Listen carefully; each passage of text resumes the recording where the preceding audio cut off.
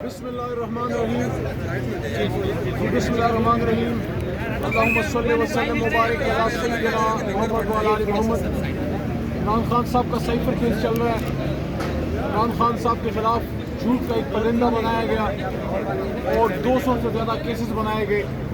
کسی کیس میں کوئی حقیقت نہیں۔ وہ شخص جو پاکستان کا سب سے زیادہ وفادار، سب سے زیادہ محب وطن ایک شخص جس نے ہر جگہ پچھلے 50 سال میں پاکستان کا جھنڈا ہر جگہ لہرایا، وہ شخص جس نے پاکستان کے مفاد پہ کبھی بھی کمپرومائز نہیں کیا، اور جب بات پاکستان کی پاک سرزمین کی آئی تو انہوں نے کلیئر میسج دیا بڑی طاقتوں کو کہ 1 انچ بھی پاکستان کا نہیں دیں گے، ایبسولوٹلی ناٹ۔ اس کی قیمت چکا رہا ہے وہ آدمی۔ افسوس ہوتا ہے ایک شخص جس نے پاکستان کی آزادی کے لیے سٹینڈ لیا، جس نے امریکہ جا کے حرمت رسول صلی اللہ علیہ وسلم کا کیس لڑا، وہ شخص جس نے دنیا میں پاکستان کشمیر کی وکالت کی، جس نے کھلم کھلا کلیئر میسج دیا کہ کبھی اسرائیل کو تسلیم نہیں کریں گے اور فلسطین کے آزادی تک ہم فلسطین کاز کے ساتھ، فلسطینیوں کے ساتھ کھڑے ہیں۔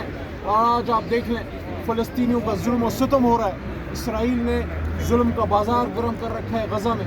کوئی امت مسلمہ میں ہے کوئی شخص ڈنکے کی چوٹ پہ بات کرنے والا؟ میں سوال پوچھتا ہوں شہباز شریف صاحب سے، کیا ہو گیا ہے؟ آپ کی زبانیں کیوں گنگ ہیں؟ یہی فورن آفس تھا جب عمران خان وزیر اعظم تھا، جب شاہ محمود قریشی وزیر خارجہ تھا۔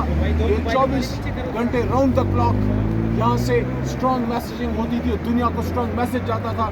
جب 3 سال پہلے مسجد اقصیٰ کی بے حرمتی ہوئی اور فلسطین پہ بمباریاں کی، اسرائیل نے، عمران خان صاحب نے مضبوط پیغام دیا اور یہاں 2 عالمی اسلامی کانفرنسیں کی۔ کیا ہمیشہ پاکستان کے بڑے لیڈرز کے ساتھ یہ ہوتا رہے گا؟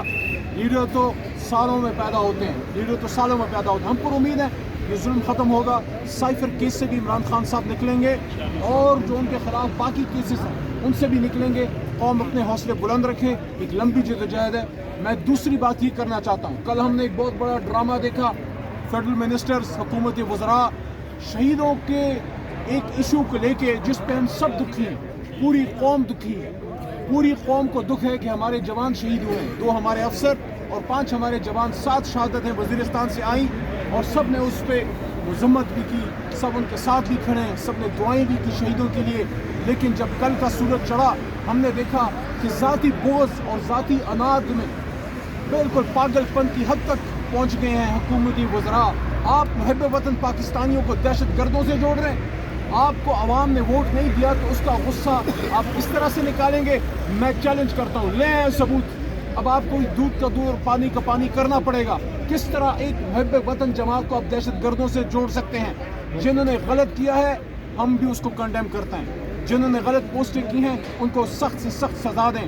لیکن یہ کہنا کہ تحریک انصاف کے دہشت گردوں سے رابطے ہیں، یہاں دہشت گرد حملے کیا ہے اور یہ سارا کچھ، عمران خان تو حکومت سے جا چکے تھے جناب، شہباز شریف صاحب وزیر اعظم تھے اور اس زمانے میں باجوہ صاحب ہی اس وقت آرمی چیف تھے جب ہماری حکومت ختم ہوئی۔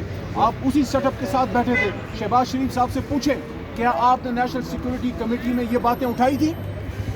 عمران خان صاحب تو اس وقت وزیر اعظم نہیں تھے، تو پھر کون تھا جو اس کی اجازت دے رہا تھا کہ پاکستان میں اس طرح کے لوگ آئیں؟ عمران خان صاحب تو ہمیشہ دہشت گردی کے خلاف رہے اور اس کی قیمت چکائی ہے اور اب بھی چکا رہے ہیں۔ رمضان کے مہینے میں اڈیالہ میں پڑے ہوئے کیا جرم کیا ہے انہوں نے؟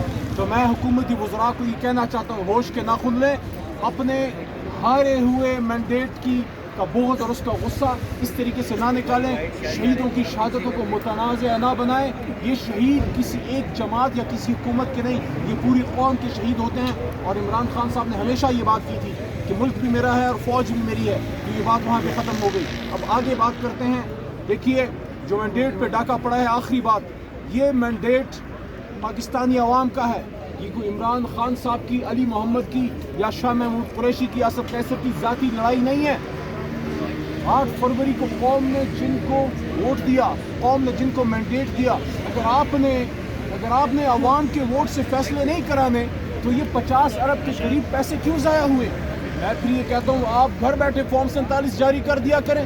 آج جو شخص وزیر اعظم ہے، جو وزیر اعلیٰ صاحب ہیں پنجاب کی، وہ لوگ اپنی سیٹیں ہار چکے ہیں، آپ کی فیڈرل کیبنٹ کی میجورٹی اپنی سیٹیں ہار چکے ہیں اور خواتین پہ اپنی سیٹیں ہار چکے ہیں۔ ہم سب کی ماں ہیں ریحانہ ڈار صاحبہ، وہ اپنی سیٹ جیت چکے ہیں خواجہ آصف صاحب سے۔ इसी तरह मियाँ नवाज शरीफ अपनी सीट हार चुके हैं, डॉक्टर यास्मीन राशिद पे शहबाज शरीफ साहब अपनी सीट हार चुके हैं, मोहतरमा मरियम नवाज साहब अपनी सीट हार चुकी हैं, हसन इकबाल साहब अपनी सीट हार चुके हैं, अताउल्लाह तारड़ साहब जो कल बढ़ के बोल रहे थे ना खत्म होने वाली कहानी। बहरहाल इंशाअल्लाह अदालतों में, ट्राइब्यूनल में, पार्लिमान में, रोडों पे हम इस मैंडेट के तहफ़्फ़ुज़ और उसकी वापसी के लिए अपनी पुरअमन सियासी कानूनी जदोजहद जारी रखेंगे।